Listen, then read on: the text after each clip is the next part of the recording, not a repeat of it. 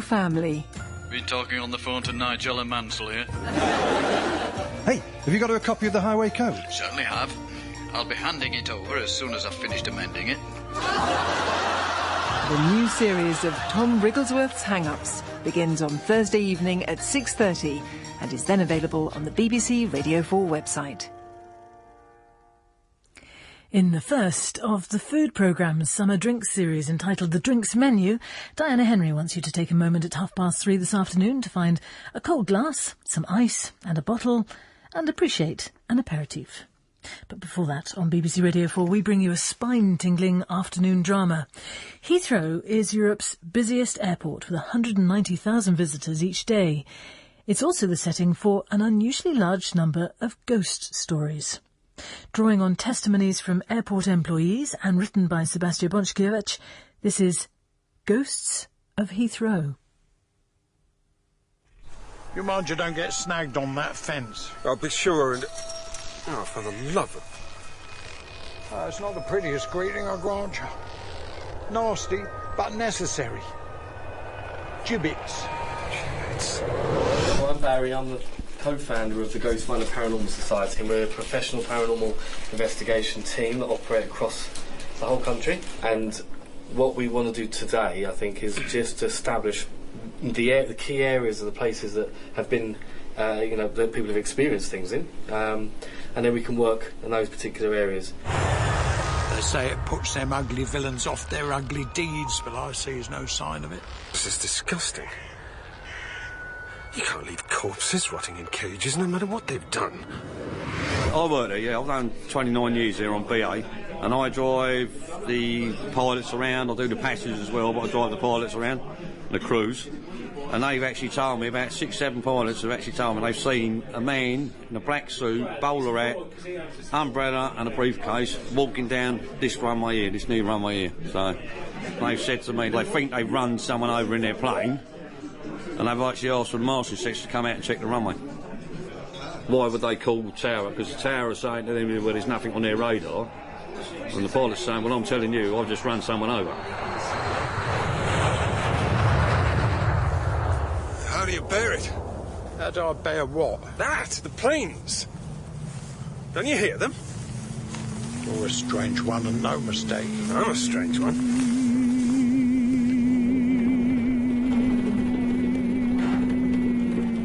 Ghosts of Heathrow by Sebastian Bonchkiewicz. Caution, you are approaching the end of the conveyor. Caution, you are approaching the end of the conveyor. That night, that third night at the Premier Lodge Inn, Heathrow, surrounded by the ever-blinking rise and fall of jumbo jets, I enjoy a specifically sized burger in a specifically sized bun, accompanied by just the right amount of fries and a carefully selected side serving of fresh green salad, comforting this frequent flyer with all his creature comforts. Good evening, everyone.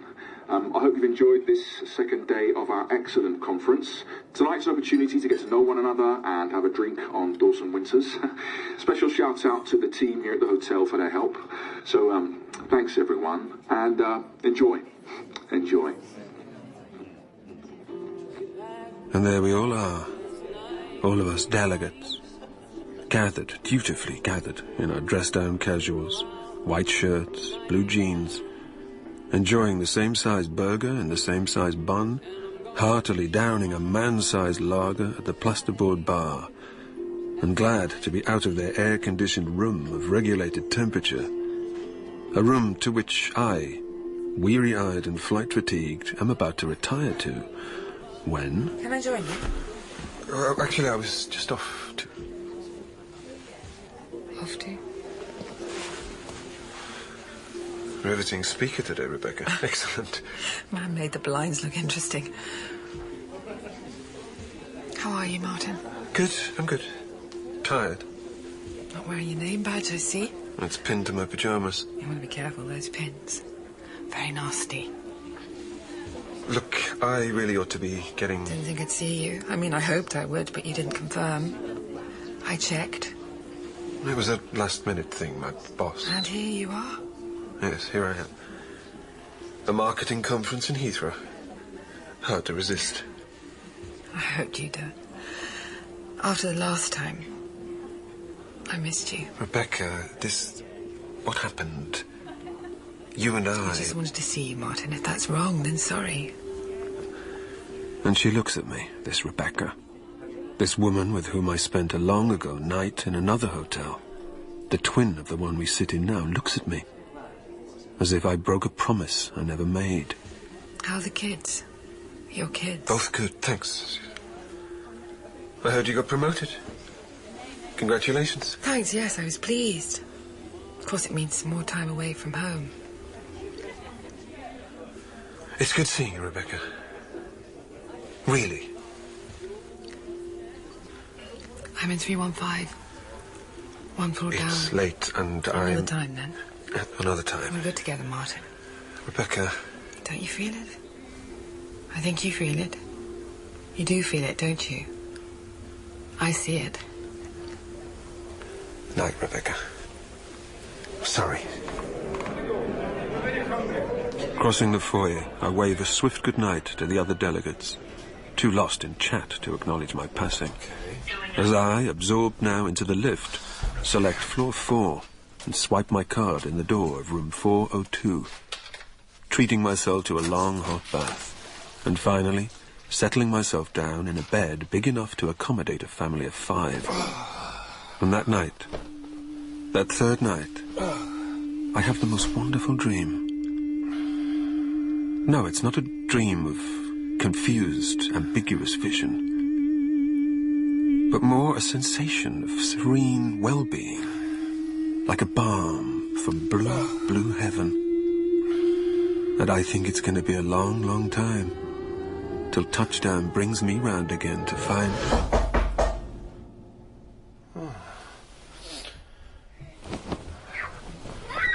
Hello? Hello? Hello?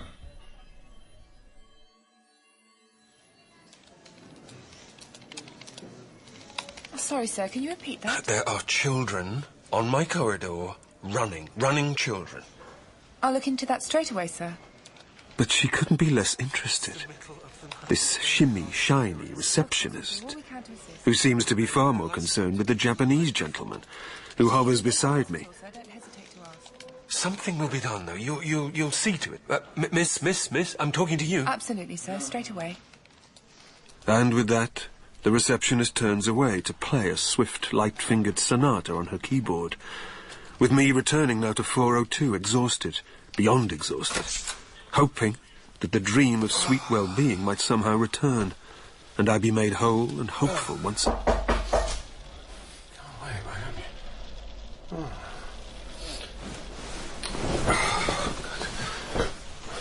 Will you just... What the hell are you doing? Oopsie daisy. Best you be on your best behaviour now, mister. No sudden shouts or whimpers, understood? Who are you? Who indeed, friend? Who indeed? I'm not your friend. Are you not? Listen, I'll call the police. I will. The who? The police. The authorities. There ain't no constable would trouble himself with 16-string Jack. Not if he knows what's good for him. 16-string? On account of the stockings. You see the ribbons? Direct from the dainty hand of Miss Polly Bailey herself, Empress of Milliners, Covent Garden. I'm shutting this door now. Well, that would not be perspicacious of you, friend. Not perspicacious at all. Follow. Excuse me? You, friend, are being afforded a rare opportunity. An opportunity that would see you set on the road to sweet and wondrous liberation. I'm not leaving this room. This is my room. Room 402. And you has been here too long. I've been here 3 nights. 3 nights? 3 nights, yes. Well, friend, this is your chance to liberate yourself from your imprisonment. Person could easily weary of these confining walls, I'd wager. I have no idea what you're talking... Do you not? Do you have no inkling? Are you something to do with the children? What children? Running on the corridor here. Oh, I don't stand no nonsense from the young me. Well, they do say I have fathered 17, but they are as wasted as spores on the wind. and of no particular consequence. These delegates... What about them? They'd be delegating what? A conference on... And he has me there. This black-cloaked gentleman still pointing his antique pistol and doing his level best to intimidate the living hell out of me. As I, for the life of me, have no recollection whatsoever of what it is I'm actually doing here, in the Premier Lodge Inn, with the constant rise and fall of those... You seem confused, friend. Don't be confused. Our business today could not be simpler. You may leave, and leave forever. Would you please leave me alone?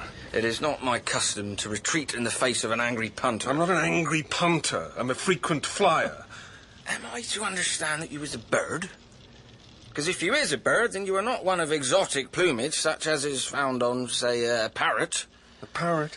Or the insolent parakeet. What do you want with me? Oh, then I had a sovereign for every time I heard that, friend. Well, a highwayman must have nerves of vibrant steel and a heart as hard as rock. He must be a blackguard of the very lowest order. The engaging pallor of his stockings notwithstanding. That's it. Hey! And along that corridor I run, my footfall dampened by the closely fitted carpet, not daring to take so much as one single glance backward, as I emerge out into the lobby, empty except for the team of paramedics and Rebecca. With that rude receptionist not nearly so neat and shiny now as a stretcher is wheeled out towards a waiting ambulance. Its blue lights flashing brightly, oh, so very brightly, in that drizzle-stained forecourt as I, moving faster than I've done for years, run blindly across that rain-glittered car park, the tarmac dazzling as diamonds, in the harshness of the streetlight illuminating vehicles, parked as quiet and still as closely gathered tombs, and I, not daring to pause, make breathless headway, stumbling, desperately stumbling, into a muddy field, and find myself devoured by a puddle of fetid water. Oh,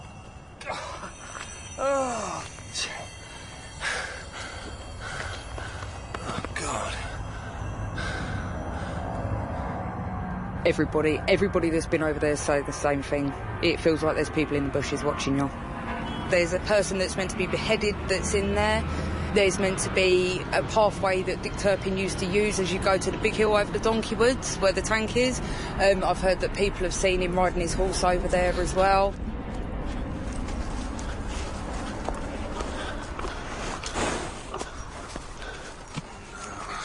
No.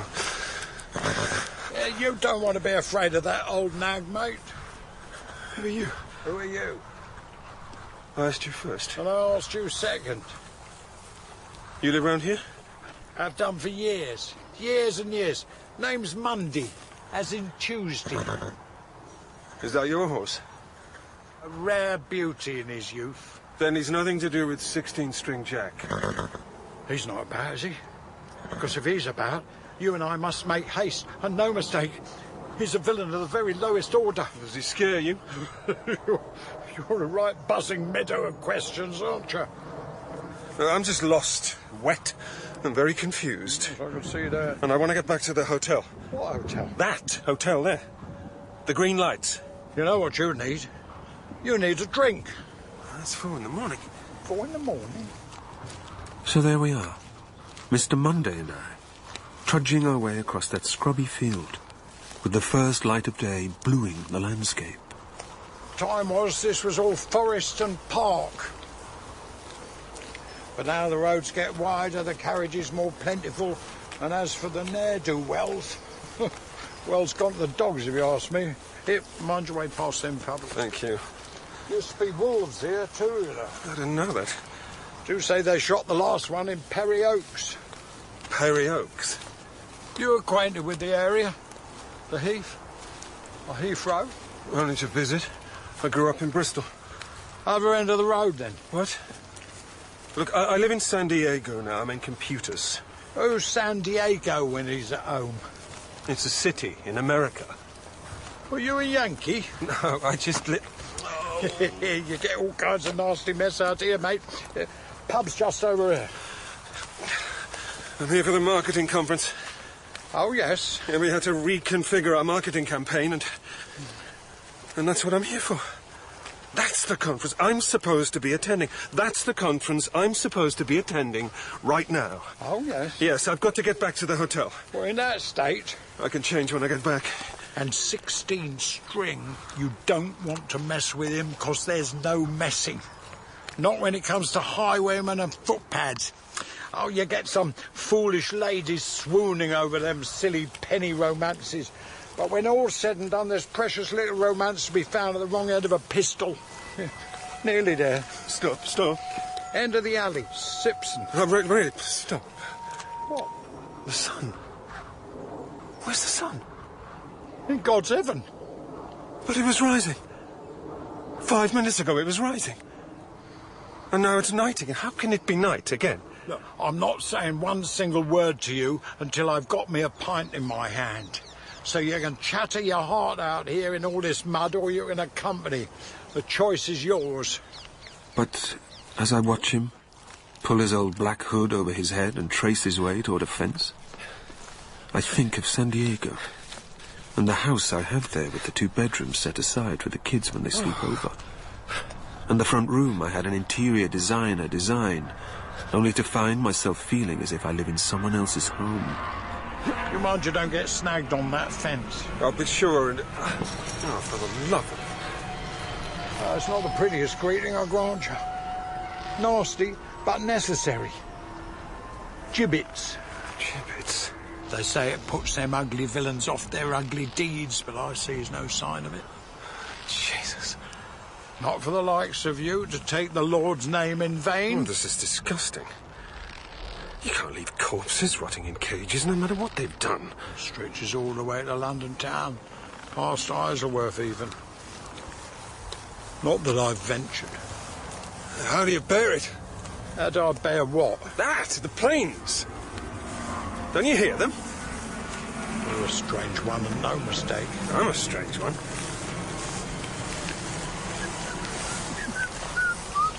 There are moments in one's life when it feels as if all ties are cut, and one is suddenly as alone can be, with only a whistling man to lead you who knows where.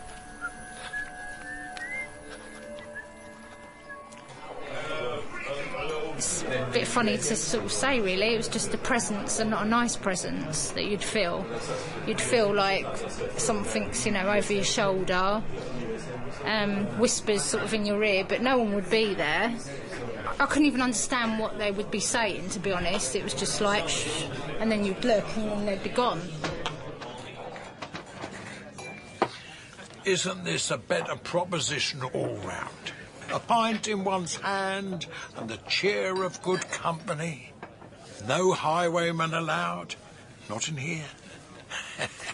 Your very good health. You and I need to talk.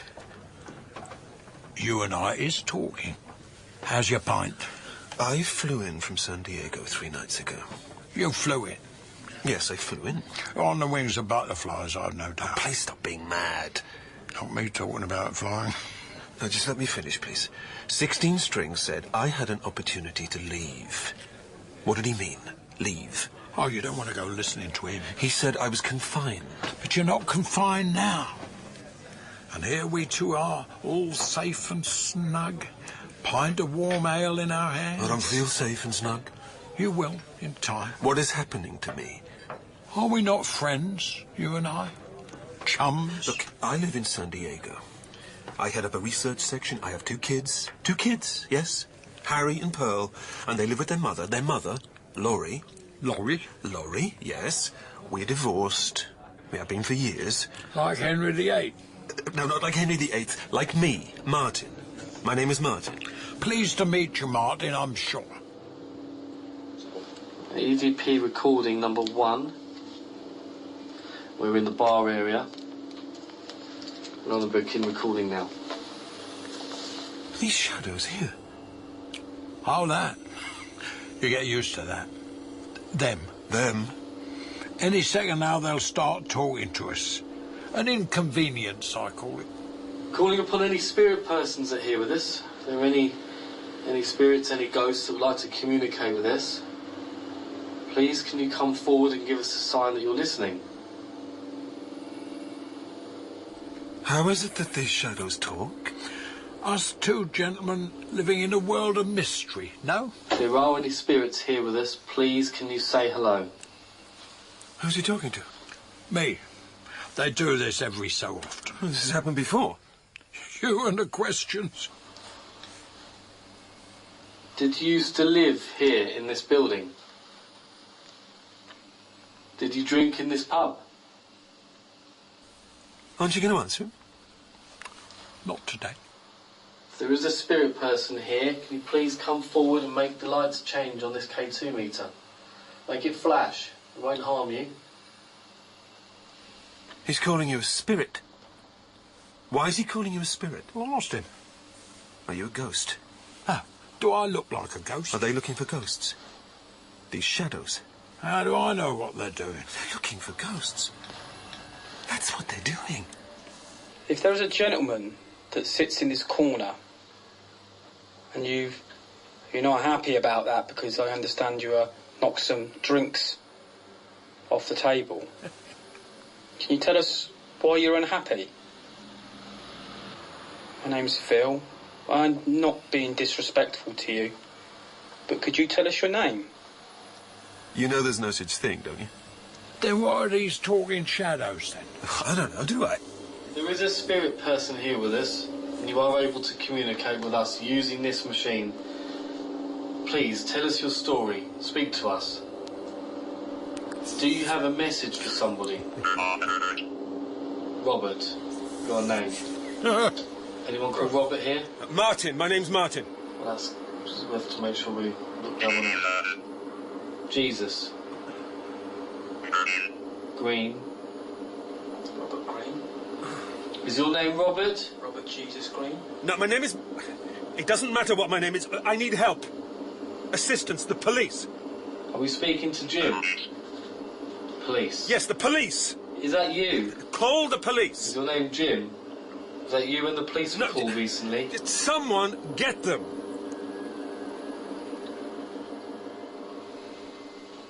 Are you the one who comes to see me now and again and smokes his pipe? I know you do. And 2 weeks ago, you stood outside my door. I've never been in this pub before. There's no getting through to them, I'm telling you. I know you come to see me because I've heard you. And somebody smokes tobacco, a pipe tobacco. But I'm here. I'm standing right here. Like I said, no getting through to them. They'll be on their way soon. Hey, you haven't touched your pint. I'm not thirsty. I know you're friendly, because you don't frighten me. That is it. Where are you off to? I'm off to the Premier Lodge Inn, room 402, where I sleep. I wouldn't go running off. Heath can be scary, can be perilous. You sit a while longer, stay. But I don't want to stay with you. No, wait. But get out of there I do, and out onto the hay-strewn street, the gibbets still swinging up above me. And there, in the deep distance, what appears to be a streetlight, but faint and indistinct, as if now the property of another world, another time. And to tell you the absolute truth, I'm feeling more than a little sorry for myself as I make my awkward way along another muddy track toward the light of a huge bonfire, burning, tiger bright in the distance, and the constant rise and fall of these great plains. And I think it's going to be a long, long time till touchdown brings me home. And here, now, sitting close by the bonfire, amongst the makeshift huts and the occasionally fractured glass of a dilapidated greenhouse, now converted into a place as near to home as it can possibly be, I feel myself to be in the presence of voices. Like, in a way, it's been asleep, but in a way, it's been shouting as well, and then no one's been hearing it, and so then it's been screaming. I find myself and then listening. There will be trees growing on that runway before we know it, and we get really, and all the while the sun still arcs strangely in that deadening sky. And sometimes it feels like night. And sometimes day. And I think back to Rebecca and those green uniformed paramedics in the lobby of the hotel. And I wonder who it was on that stretcher. And I hear her as she says, I just went to his room to check. To see he was okay. We'd spoken earlier in the restaurant and he said that he was tired, but that was all. Just tired. He didn't complain of feeling unwell. But remembering her, here beside the comfort of this bonfire, this woman I once upon a time made love to, our liaison as much a secret to ourselves as it was to the rest of the world. That's all he said. He said he was tired and wanted to get a good night's sleep. Recalling these memories now, I suddenly experience all the heavy strain of living. And living as well as one can within the fragile circumstance of the lives we try so very hard to organize and regulate, recede. And my heart aches roundly as I picture Laurie and Harry and Pearl as they were that summer day beside the family pool. And all the children swimming in the heat of that wonderful Californian afternoon. And I think of myself, swimming peacefully in a stream when I was still a child. And there were streams then, streams that a boy and his mates could swim in. But where those streams might be now is anybody's guess. Not again. What do you want? You children, what? But I'm in no mind to chase them. For here, by the fire, with the loom of that great hotel in the distance, I see the shapes of those I knew emerge before me from the fire. My mom, my dad, my sister, old friends, colleagues, Laurie, Harry and Pearl. The flames assuming and consuming their shapes in its constant snap, crackle and pop, until... Martin. Rebecca. You're right. It's been a long night for you, no? Oh, you're telling me it has. Oh, don't worry, I've got tomorrow's presentation prepared. I just need to plug in the PowerPoint and away we... You look tired, Martin.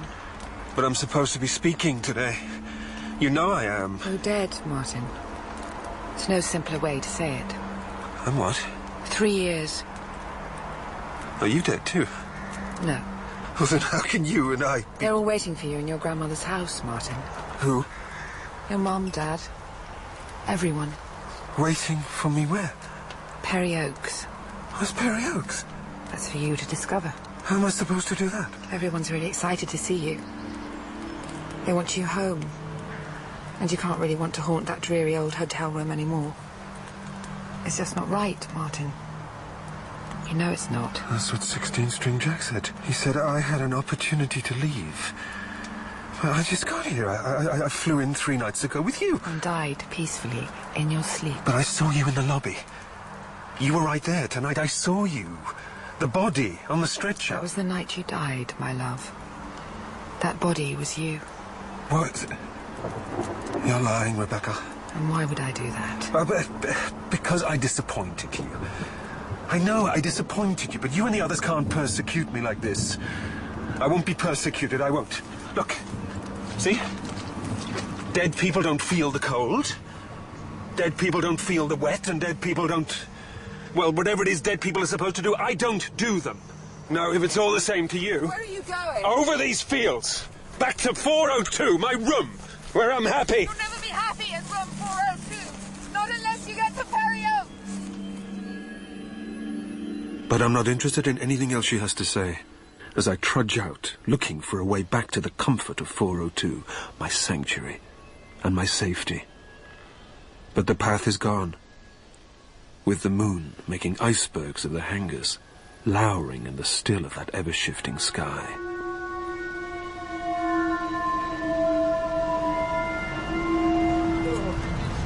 Right, what happened was we was working in Almondsworth. There was only 3 of us that night. There was me, you and Pinky. So I said to Josh, there's a black bloke up on the mezzanine floor, didn't I? He did. And he said, there's no one up there, Bob. I said, Josh, I'm telling you now, there's someone up there. So he went round, to the office, and Pinky was sitting there logging stuff in, wasn't he? Right, yeah. So I said, have we got an agency bloke tonight? And he said no. I said, well, how comes 2 pallets from the mezzanine floor, which were at the back, have moved to the middle? And what happened after that? I've gone upstairs. There's 2 pallets which I've put up there to the back. I'd say 4 or 5 hours later, in the middle of the mezzanine floor. You can't explain it. I can't explain it. Mr. Pink would never leave his office because he's a chubby guy and he's not going to walk around the office. So, as a supervisor, I said to him, "Did you move that pallet?" And he swore on his mum and dad's lives he didn't move that pallet. So I said, "Who did?" But I'm not the one to turn around and say, "Hold on, that's a ghost." But what else can explain it? The way I look at it is, if I can't see it, I don't believe it. Yeah, exactly but that. The thing, what plays on your mind is I mean, who done it? Exactly. How did it happen? Yeah. And for the first time tonight, in the presence of these portly planes slumbering in the hollow of their hangars, I'm suddenly aware of the sheer, bewildering loneliness of this place. As if stranded on a planet inhabited by a singular inhabitant. And that inhabitant was... Hello there. Me. Were you on the flight too? No. Geoffrey Springley. Pleased to meet you. You're not here for the conference? At the Premier Lodge Inn? I'm trying to get back there. I have a room. My room. Not acquainted. Sorry. Is it new? It's been there for years. Hope you don't mind me saying so, but you seem to be in a bit of a tiz, old chum. An old friend just told me I was dead. Do you get that too? Annoying, isn't it? This happened to you? Usually Mother. Sometimes Frank. Sometimes they come once or twice a night, but I assure them I'm not going anywhere. Not without my briefcase. What's in it? Papers. Confidential papers. Pan Am. Pan Am? You wouldn't have a shufti, would you? What do they say to you? Your mum, Frank? Oh, the usual. That I'm dead. Lost. Total tosh, of course. That's what I said. Still, they can be awfully persistent, can't they? It's brown with black straps, the briefcase. I think I might have dropped it. Oh, you can't go out there. That's the runway. But there's no stopping Geoffrey Springley. Seriously, it's not safe. Oh, I think I can manage. But there's a plane landing. Don't be silly. I'm not being silly. There's a plane coming into land. You're beginning to sound like my mother. But Geoffrey does not look out. Geoffrey does nothing but study the tarmac for some sign of his long-lost briefcase as the wheel of the plane passes straight through him. Are you all right? What? The plane. You look like you've seen a ghost, old boy. Did you not see it? See what? The plane that just ran you flat. Wasn't a Dakota, was it? I travelled in on a Dakota. Come with me. Come with you? Come with you where? Away from here, the runway. Frank put you out of this, didn't he? Honestly, I know a place we can both go. Perry Oaks. That's a sewage works. You know it? You're looking right at it. Edge of the field. That's Terminal 5. Well, I'm definitely not going to any sewage plant. Is that it? The briefcase, I think that's it. There's nothing there, Geoffrey. Only a runway and a plane. A landing plane. Look. For goodness sake, man. Get a hold of yourself. Geoffrey. What? Perhaps they're right. Perhaps we are what they say we are. They say we're ghosts. And ghosts, old fruit, do not exist. You've not been at the Scotch, have you? Seriously, Geoffrey, I'm sure that if you came with me, we could put an end to this. Sorry, old chum. No can do. But there's no listening to me, as Geoffrey, bowler hat held fast against his balding head, strides out toward a briefcase he will never find. His being stuck fast in a perpetual present he has no perception of. Like a fly bound in infinite marmalade. And I leave him, deciding in that instant that the only place for me to go is Terminal 5. Passengers who require a taxi are advised to use only licensed local taxis from the authorised rack on the arrivals hall. And all is as it ever was. No sign of anyone I may have had the misfortune or fortune to meet tonight. Only the ever-changing faces of the hastily passing passengers. A woman with a patterned purple cushion, a man wearing 3 hats, dressed for the beach, an elderly couple, well-to-do, her hair styled by Thatchers of London, a wave of his brolly, and away they go. And there are the doors which shush, the taxis that wait, the armed police, guns at rest across their bulletproof vests, as all around them the softly spoken sounds of hello and goodbye swirl all about us. And where am I? Where am I in all of this? A dead man, apparently, searching for a way out of the mess I'm in. And there, in the crowd, wheeling a trolley behind her, Rebecca. Definitely Rebecca. Her hair a slightly lighter shade. And behind her, clutching a little mermaid lunchbox, her daughter, no more than 3 or 4. And I running now, running toward them, knowing that they cannot see me, know me, touch me. And I want to say, Rebecca. But before I do, she turns around, and to my complete astonishment says, Martin? Martin? For the briefest moment, I wonder if she sees me, actually sees me, even after all that has passed. But her daughter moves happily past her and disappears deeper into the terminal as I wave the wave of an old friend or a distant relative. And as they disappear, the terminal itself begins to fall away. And sprinting past me, those children again, those running children, no longer playing tag in a hotel corridor. And as they run through orchards, verdant orchards. And there, where the policeman stood, are the carts and wagons, groaning with fruit and veg. And there are the farmers, leaning on the walls, pints in hand, whiling away an hour or so. And where not minutes ago the departure lounge stood, there is now a field of waving wheat and wild flowers.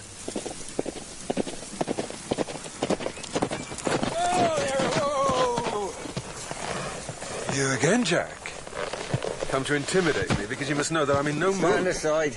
I have no time to tarry. What? You see him, I suppose? See who? That snivelling worm hiding behind that bush yonder. That's Mr. Monday. Monday, you villain! Oh, please, Jack. I have the coin you asked for. All of it. See? Oh, you're not going to shoot him? I shall shoot him and wear his gizzards as a neckerchief. Oh, you can't do this. Oh, please, Jack. Please. No! He's dead. You shot him. And we'll do again. Night after night for all eternity. And was Mr. Monday offered an opportunity? An opportunity to leave? Chose to spend his time drinking warm ale in a damp pub, didn't he, the blackguard? And trapped me with him. Trapped? Rough justice, I know, but one must suppose when all's said and done I had it coming. The cruel consequence of a life of infamy. Oh, then you shoot him night after night? For all eternity. And while he waits to be shot, he sits drinking in the pub? Gathering any stranger fool enough to join him. But you liberated yourself from his company, did you not? Rebecca said come to Perry Oaks. She said that I would be free there. Then my advice, go. Go there now, and never glance back. I feel I should thank you for warning me. Away there, Nessa! Away! But before another word can be exchanged, the highwayman rides wearily away across the fields, into that deep-wooded distance. And in the very root and fibre of my soul, I know I must take his advice and leave this place, leave it now. But there, at the end of a wooded path, I see my room. My room, room 402. Bed freshly made. Magazines and hotel information arranged neatly, oh, so very neatly, and so invitingly on the desk, that I want to run there I want to run there and hide there forever. Lovely day, Martin. The sun. Glorious. Rebecca! You're here. I wondered. I just saw you get on a plane. How did I just see you get on a plane? No nonsense now, the truth. That Rebecca gets on a plane. This Rebecca. The Rebecca you knew. The Rebecca you ran from. The Rebecca in your head. Well, here I am. You're in my head. Is that your hotel room? It's cosy, doesn't it? Safe. And I want to go back there. Go back there? Honestly, Martin, you can't say we haven't tried. You really can't. But I'm scared. And here's your chance to change that. But it's your call. Always was. I won't end up like Mr. Monday and 16-string Jack. I know, I won't. But don't you see, dear Martin, the second you choose to go back to room 402, you already have. Time for we two to say goodbye. You're not going to leave me? Leave you? Why, I was never here, was I? Now, don't forget, they're all waiting for you at Perry Oaks. All the family. And with that, she's gone. This Rebecca. This woman with whom I spent a long ago night in a hotel room. The twin of the one I've been haunting for years. And all the time, I'm thinking of Geoffrey Springley and Mr. Monday assassinated right before my eyes. And as I think these things, I see a house. A house. In the middle of this impossible field, I see Nana's house. And up above me is the great sun, rising. And there, the blue, blue sky.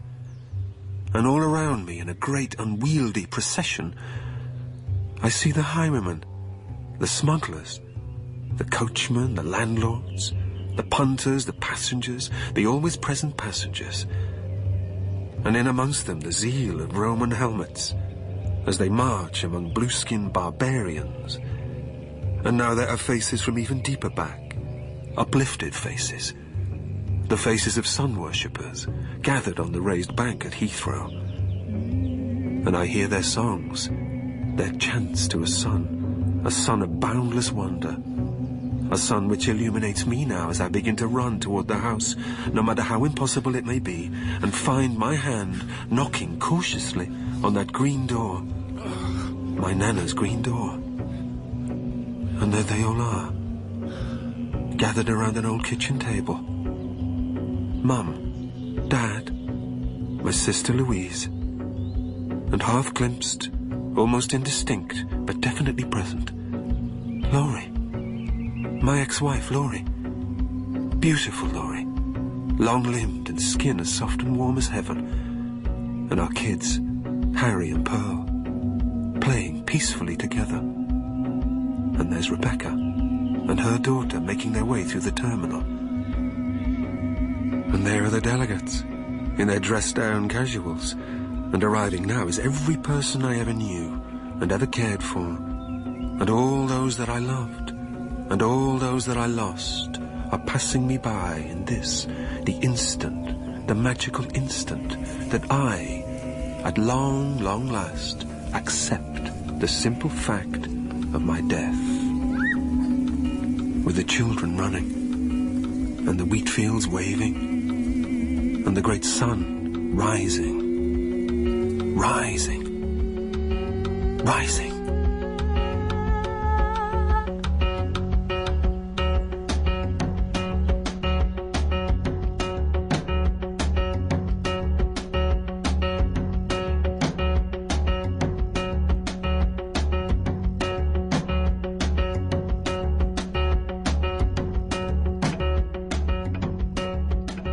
Martin was played by Paul McGann, Rebecca by Susanna Harker, 16-string Jack by Joe Armstrong, Mr. Monday by Dudley Sutton, and Geoffrey Springley by Kevin Harvey.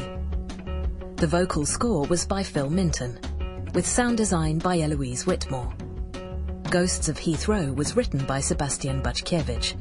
It was produced by Joby Waldman and is a Something Else production for BBC Radio 4.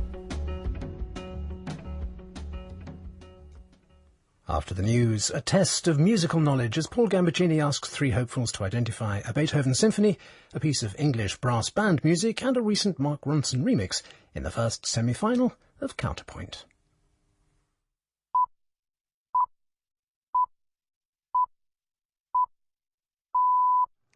BBC News at 3 o'clock.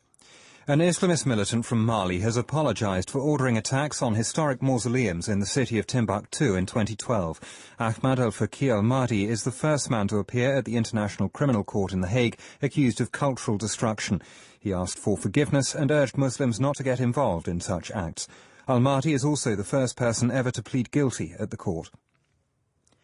The Justice Secretary Liz Truss has said plans to put Islamist inmates in special units inside jails in England and Wales will help to root out extremism in prisons.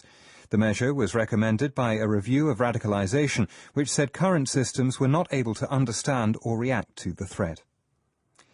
The former Radio 1 DJ Chris Denning has pleaded guilty to historical sex offences dating back as far as 1969. The 75-year-old was one of the station's original lineup of presenters. From Southwark Crown Court, Dan Johnson reports. Some of Chris Denning's victims were here to watch him face the charges of indecent assault and indecency with children, dating back to the 1970s and 80s. The former DJ found many of them, some as young as 8, at the Walton Hop Disco, a teen night that ran in Walton-on-Thames for many years. Denning's already serving a 13-year sentence after admitting abusing other boys following his arrest in 2013. He'll be sentenced for these latest admissions in October. The Labour leadership contender Owen Smith has said he'll give more power to party members if he beats Jeremy Corbyn. He said the Labour conference would have to approve manifesto pledges. The first ballot papers are being sent out to over 640,000 voters today. Downing Street has said there's no formal cap on the number of honours which can be given to Olympic competitors after calls for limits to be relaxed. A spokesman said there was guidance on awards but that it could be changed for special circumstances, and the Prime Minister wanted Team GB's success to be recognised. BBC News. In half an hour, the first of the food programme's Summer Drinks series invites you to appreciate the pleasures of an aperitif. That's at 3:30 here on BBC Radio 4. Counterpoint, the general knowledge music quiz, chaired by Paul Gambaccini. Thank you. Welcome to the Radio Theatre in London for the first semi-final of our 30th anniversary series. This is where the pace really hots up.